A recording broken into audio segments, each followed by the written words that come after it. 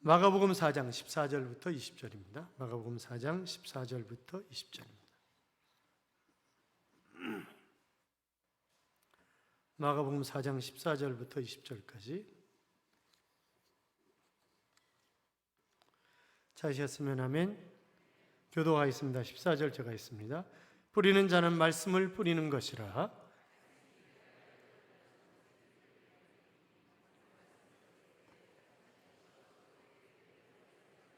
또 이와 같이 돌밭에 뿌려졌다는 것은 이들을 가리킴이니 곧 말씀을 들을 때 즉시 기쁨으로 받으나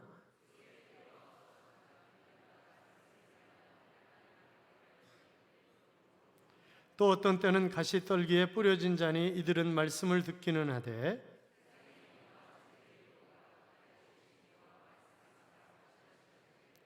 같이요. 좋은 땅에 뿌려졌다는 것은 곧 말씀을 듣고 받아 30배나 60배나 100배의 결실을 하는 자니라. 아멘. 오늘 여러분이 교회 들어오시면서 교회가 상당히 깨끗해졌다 그런 생각은 안 드셨어요? 생각 없이 오시죠 그냥. 네, 어제 그 한 집사님이 아침부터 저녁까지 유리창 청소를 혼자 다 하셨어요. 그래서 본인이 손이 닿는 데는 전부 유리창 청소를 하셔서 감사해요.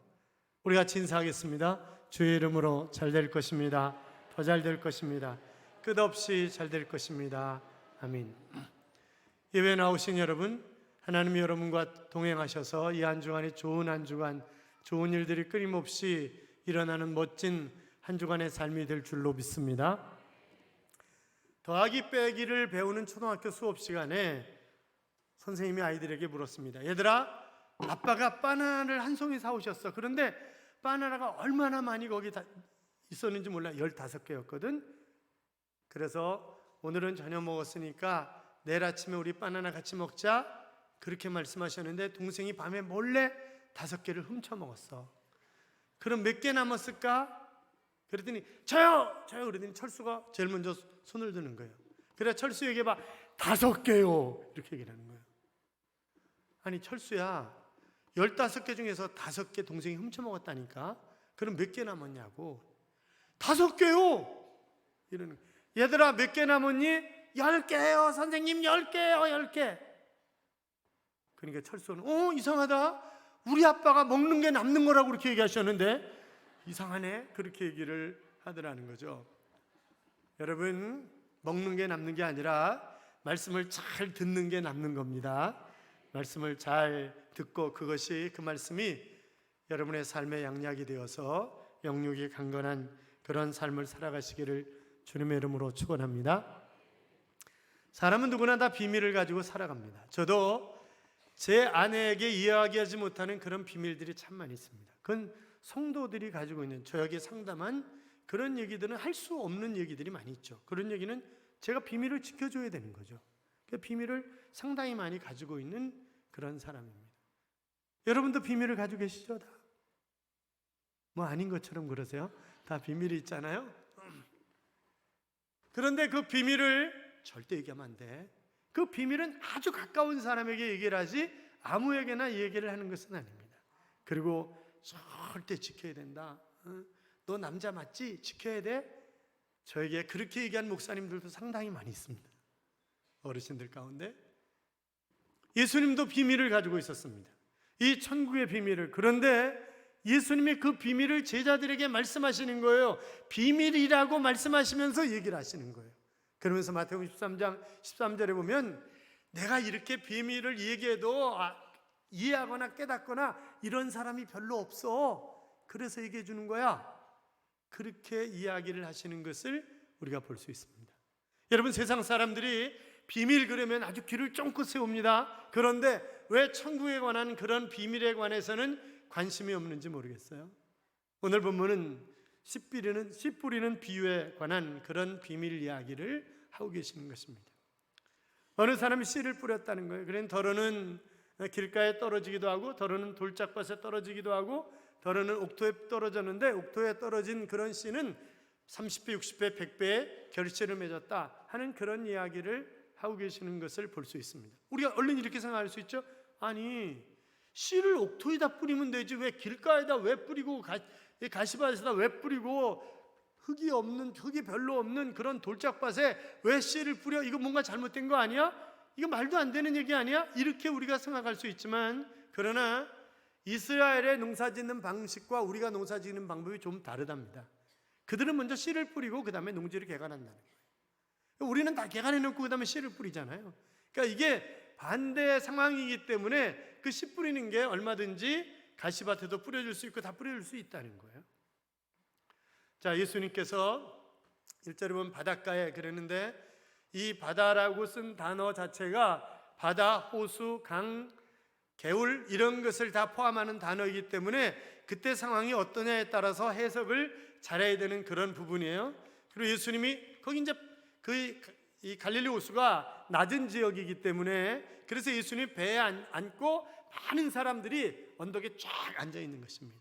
그리고 예수님이 이 씨 뿌리는 비유를 하셨던 것을 볼 수 있는데, 그러면 우리가 예수님이 왜 이런 말씀을, 이 이야기는 지금 마태복음, 누가복음 이 공간복음에 다 나와 있는 그런 얘기거든요. 그러면 왜 예수님이 이런 말씀을 하셨을까? 우리가 먼저 씨 뿌리는 자에 대해서 생각을 해볼 필요가 있습니다. 자, 이 씨 뿌리는 사람이 길가에도 돌짝밭에서 또 가시떨기 위에도 또 좋은 땅에도 뿌렸습니다.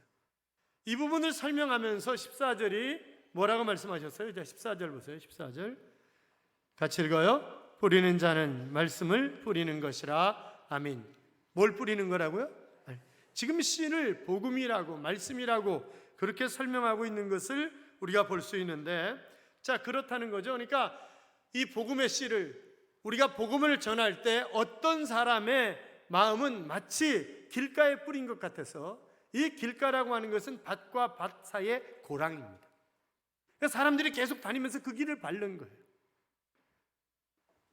자, 그런 마음이 굳어져 있기 때문에 복음을 전해도 전혀 받으려고 생각을 하지 않는 거예요. 내가 가지고 있는 선입견, 내가 가지고 있는 경험, 내가 가지고 있는 지식, 이런 것으로 나는 딱 무장되어 있기 때문에 이건 말도 안 돼, 그렇게 생각하는 거죠.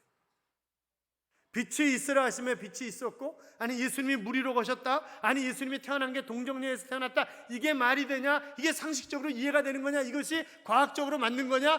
나 믿을 수 없어. 딱 올무를 치고 있는 것입니다. 아주 딱 굳어져 있는 거예요. 그런 마음이 있다는 거예요. 여러분 그렇잖아요. 우리가 전도하다 보면 아예 딱 닫고 받아들일, 아주 들을 생각을 하지 않는 그런 사람들이 있습니다. 그런가 하면 어떤 사람의 마음은 마치 흙이 거의 없는 돌짝밭에 있는 그런 마음 같은 그런 마음을 가지고 있는 사람들이 있습니다. 여러분, 교회 앞에 정원이 있습니다. 저희 교회 땅이 750평입니다. 750평인데 670평 지하를 팠습니다. 그러니까 거의 가에 빼놓고는 거의 다 판 거죠. 거의 다 판 건데, 그러니까 지금 그 1층에 있는 정원도 공구리 천원 위에다가 정원을 꾸민 것입니다. 그러니까 흙이 깊질 않습니다. 이 바닥이 결국 흙 맨 밑에예요. 그러니까 저기에는, 저 정원에는 큰 나무가 뿌리를 깊이 내리고 키울 수 없는 그런 정원입니다. 그러니까 조그만 나무, 뿌리가 깊이 들어가지 않는 나무만 심어야 되는 그런 정원이에요. 그러니까 그런 사람들이 있다는 거죠. 늘 자기가 말씀을 받을 때 아멘, 아멘 그러고 받았어요. 그런데 조금 가물거나 조금 시험이 오면 어떻게 해요? 금세 넘어지는 거예요. 금세 넘어지는 거예요. 아멘 했지만, 그러나 조금만 바람이 불면, 날이 맑으면, 그래서 햇빛이 쨍쨍 쬐가지고 물기가 없어지면, 그러면 금세 죽어버리는 그런 것과 같은 그런 마음을 가진 사람들도 얼마든지 있다고 하는 것입니다. 그런가 하면 가시밭에 뿌려진, 자, 뿌렸어요. 그래서 씨가 났어요. 이제 줄기가 솟아 올라와요. 그런데 가시 때문에 제대로 자라질 못하는 거예요. 이것을 설명하시면서 예수님이 세상의 재물이라든지 세상의 근심, 걱정 이런 것 때문에 염려해서 믿음이 성장하지 못하는 그런 사람들을 가르쳐서 가시나무 밭에 뿌려진 그런 씨앗이다, 그렇게 설명을 하고 계시는 것을 우리가 볼 수 있습니다. 그럼 텔레비전에 보면 수박 달인, 그 달인들 나오잖아요. 달인 프로그램 있죠? 텔레비전을 안 보시고 오직 성경만 읽으시기 때문에 그런 프로그램이 있어요. 달인 뭐의 달인이라고 이런 프로그램이 있어요. 근데 그 중국집 하는 사람 보면 어떤 사람 보면 이거 국수를 밀가루 해가지고 국수를 만드는데 정말 기가 막히게 하는 사람들이 있더라고요. 어떤 사람 보면 수박의 달인인데 이 사람은 두들겨 보면 그 농도가 얼마나 되는지 이게 수박인지 아닌지 금세 아는 그런 사람들이 있습니다. 아주 기가 막히게 아는 거예요. 여러분, 그 수십 년 동안 한 가지 일을 전문적으로 하면 그 일의 달인이 되잖아요. 제가 가만히 한번 생각해 보세요. 제가 초등학교 2학년 때부터 신앙생활을 했습니다. 물론 잠깐 중간에 방학한 때도 있었지만, 그러나 신학 공부 13년 하고 개척해가지고 목회 31년 했어요. 단독 목회 31년 했습니다. 부교육자 생활한 거 빼놓고. 그러면 제가 적어도 목회 달인이 돼야 되는 거 아니에요? 그렇잖아요. 그런데 제가 언제 제일 좋으냐? 주일날 오후 찬양 예배 끝나면 너무 좋아요. 야, 드디어 끝났다. 할렐루야. 이러고 저녁엔 너무 좋은 거예요. 그런데 목요일만 되면 그때부터 스트레스 받아.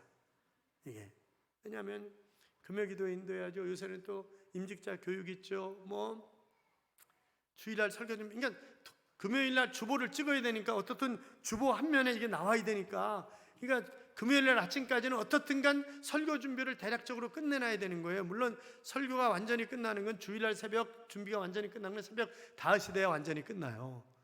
그러니까 이제 뭐 이렇게 저렇게 막 스트레스를 받는 거죠. 아니, 내가 달인이 돼야 되는 거 아니야? 그렇잖아요. 이게 다 뭐 하는 건가? 그런 생각이 들 때가 참 많이 있다고요. 권사님들 손 들어보세요. 권사님들 손 들어보세요. 아닌 척하고 안 들지 말고 빨리 권사님들 손 들어봐요. 권사 후보자 손 들어보세요. 권사 후보자 손 들어봐요. 봐봐요. 여러분이 신앙생활 최소한 몇십 년 한 사람들이에요. 그렇죠? 그러면 신앙의 달인이 돼야 되는 거 아니에요? 그런데 권사라 그러고 누가 뭐라 하면 삐져. 아니, 적어도 권사라면 신앙의 달달인이 돼야 되는데, 그런데 누구 때문에 못 하먹겠다, 뭐 교구장 꼴 보기 싫어서 교회 못 가겠다, 저 인간 때문에 내가 뭐, 우리는 없는데 그런 사람들이 있더라 보면. 그건 아니지. 그럼 권사직분 내려놔야지. 그거는 그렇잖아요. 그건 아닌 거야. 그러니까 우리가 정말 신앙생활을 몇십 년 했으면 이게 신앙이 잘 성장을 하고 아름답게 열매를 맺고 그래서 100배, 60배, 30배 결실을 거둬야 되는데, 그러지 못한 삶을 우리가 살아가고 있는 것 아니냐 이 말이죠. 여러분, 경영학을 공부하는 사람들은 8020 법칙이라고 하는 것이 있습니다. 대개 어느 사회든지 피라미드 구조로 되어 있는데 상위 20%가 80%를 끌고 간다는 거예요. 상위 20%가 80%를 먹여 살린다는 거예요. 제가 여러 차례 말씀드렸죠. 과연 이 내 주머니 속에 내 꿈과 비전을 써가지고 다니지 않느냐가 그 20%에서도 3%냐 나머지냐라고 하는 것이 구분된다 하는 그런 말씀을 드렸고, 이 3%가 결국 모든 것을 이끌고 가는 지도자들이다 하는 그런 이야기를 수없이 말씀을 드렸습니다만, 나폴레온 힐이라고 하는 성공학자가 있습니다. 이 성공학을 강의하는 사람이 있습니다. 이 사람이 그의 책에서 뭐라고 얘기했냐면, 이 사람이 성공하느냐 실패하느냐, 이 사람이 승리하느냐 패배하느냐, 그 모든 것은 그 사람의 태도에 달려있는 거다. 다른 데 달려있는 게 아니다. 태도에 달려있는 거다 하는 그런 얘기를 했습니다. 그러니까 내 삶의 태도가 이것을 내가 어떻게 받아들이고 있느냐라고 하는 것에 따라서 성공할 수도 있고 실패할 수도 있다고 하는 것입니다. 아주 오래전에 만주에서 백가정을 이동을 시킨 거예요. 백가정을 이동시켜가지고 똑같은 땅을 분배를 해줬습니다. 그런데 10년 후에 조사하니까 20%가 나머지 땅을 다 가지고 있더라는 거예요. 그러니까 정말 부지런하고 열심히 일하는 사람들이 저축하고 막 이래가지고 땅을 사들이는 거예요. 그리고 게으르고 이런 사람들이 결국 땅 다 팔아먹고 소작인으로 돼 있는 사람이 80%더라는 거예요. 여러분, 내가 어떻게 사느냐라고 하는 것이 굉장히 중요합니다. 그렇잖아요. 우리는 옥토가 돼야 된단 말이에요. 옥토가. 그리고 우리가 이 사람이 정말 복음을 어떻게 받을지 안 받을지 우리가 알지 못, 이 사람이 돌짝밭인지 뭐 길거리인지 아니면 가시밭인지 우리는 잘 몰라요. 그러니까 다 씨를 뿌리는 거야. 그냥 잘 모르니까 열심히 뿌리는 거고, 그 씨가 옥토에 떨어지면 그러면 100배, 60배, 30배 열매를 맺는 것인데, 그런데 통상적으로 씨를 뿌리면 7배에서 10배의 수확을 거둔다는 것입니다. 뿌린 것에. 그런데 100배, 60배, 30배라는 얘기는 복음의 씨라고 하는 것은 상상할 수 없는 그런 열매를 거두게 되어 있다고 하는 그런 말씀을 지금 하고 있는 것입니다. 사랑하는 여러분, 그런데 우리가 중요한 게 있습니다.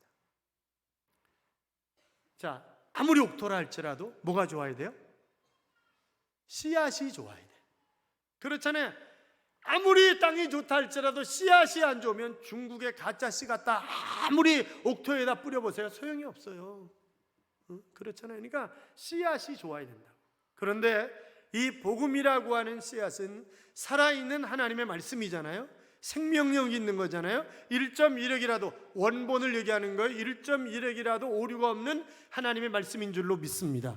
그래서 이 말씀대로 살면 놀라운 역사가 일어나는 거예요. 서울로의 한 시차례가 이제 기름을 바르며, 이제 그 성경에 보면 기름을 바르며 기도할 때 나았더라 이런 말씀들이 많잖아요. 그러니까 그대로 하기로 한 거예요. 그대로. 그래서 기름을 바르면 그냥 우리 약 먹지 말고 그냥 기름 바르자고, 그냥 기름 바르고 그리고 기도했는데 다 낫다는 거예요.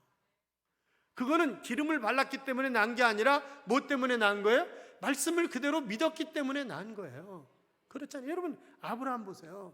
아브라함이 그 갈대아 우르를 떠날 때 나이가 몇 살이죠? 이러지 말고 정확하게 대답을 해요. 갈대아 우르를 떠날 때 나이가 몇 살이에요? 몇 살인지 몰라요. 75세 빨리 얘기하라고 지금 계속 물어보는 건데 몇 살인지 몰라요. 하란을 떠날 때 아버지 데라의 그 이름의 뜻이 뭐예요? 연기하다, 지체하다라고 하는 뜻이잖아요. 그러니까 아버지가 돌아가신 다음에 갈대아 우르에서 나왔어요. 너는 내 본토 친척 아비 집을 떠나. 그런데 다 모시고 왔어요. 그러니까 온전히 순종한 건 아니에요. 다 모시고 왔어요. 하란도 갈대아 우르 못지않게 문화가 발달한 그런 도시였어요. 그 당시에. 그러니까 거기서 아버지 뭐 했어요? 우상 만들어서 파는 우상 장사였어요. 그러니까 우상 만들어서 파는 거예요. 그러니까 하란이라고 하는 도시도 상당히 문화가 발달한 도시니까 거기서 우상 장사하면서 사는 거예요. 그리고 아버지가 돌아가신 다음에 그 다음에 하나님이 다시 부르셨을 때 갈 바를 알지 못하는 그런 곳으로 그는 가는 거잖아요. 순종을 했어요. 하나님이 어느 날 100세에 얻은 아들을 번제로 드리래요. 번제가 뭐라고요? 잡아서 각을 떠서 태워서 드리는 게 번제예요. 그런데 아무 소리 하지 않고 그냥 그 다음날 새벽같이 아들을 끌고 가. 그리고 얘기를 해. 하인한테 모리아산 밑에서 올라갔다가 둘이 같이 내려올 테니까 걱정하지 말고 기다려.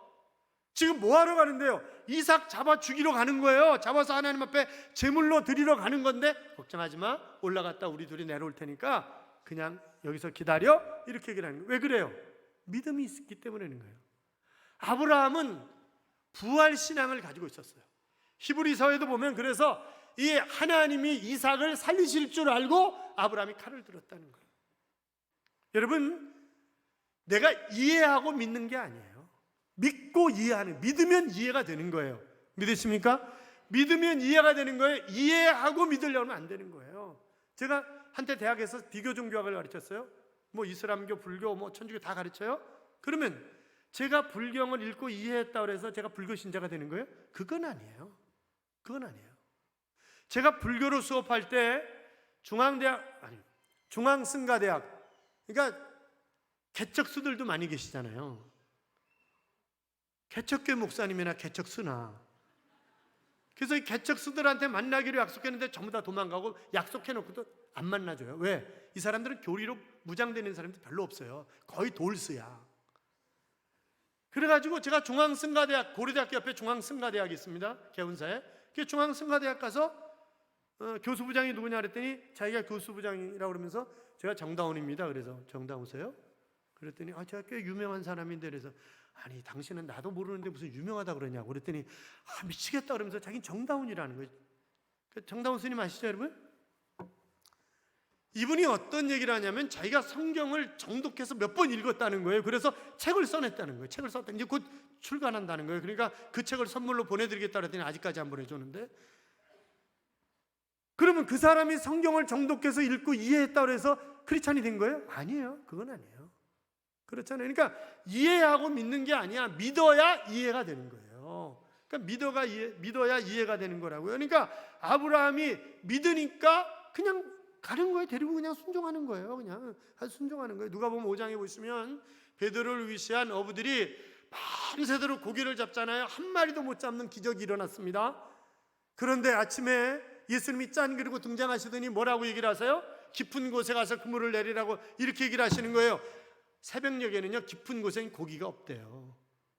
물가에 고기가 많은 거지 깊은 곳에 고기가 없다는 거예요. 그런데 예수님이 깊은 곳에 가서 그물 던져라니까 그냥 말씀에 의지하여 가서 그물 던지는 거예요. 그랬더니 그물이 찢어지도록 많이 잡혔다. 배가 잠길 정도로 많이 잡혔다. 이렇게 기록하고 있는 거잖아요. 그들은 그냥 믿은 거예요. 믿고 순종한 거예요. 그리고 나중에 보니까 이분이 보통 분이 아니구나. 그래가지고 뭐예요? 주여 저희들은 죄인입니다. 떠나소서 우리를. 그렇게 얘기하잖아요. 그러니까 내가 믿어야 이해가 되는 것이지 이해하고 믿으려면 여러분 이게 이해가 돼요? 이해가 안 돼요. 창세기 1장 1절부터 이해가 안 돼. 태초에 하나님이 천지를 창조하시니라. 빛이 있으라 하시면 빛이 있었고 말씀 한마디로 다 창조하셨대. 그게 이해가 되냐고요. 그게 이해가 안 되는 거예요. 저도 성경 열 때 창세기서부터 읽는데 신경질 나. 이해가 안 돼 이게. 그렇잖아요. 이해가 안 돼. 예수님이 행하신 일들이 이해가 돼요? 이해가 안 돼. 그런데 어느 날 제가 믿음이 생기고 보니까 이게 다 믿어지는 거야. 아무렇지도 않게 이게 다 믿어지는 거예요. 아무렇지도 않게. 믿음은 바라는 것들의 실상이요 보지 못하는 것들의 증거다. 그렇게 말씀하셨습니다.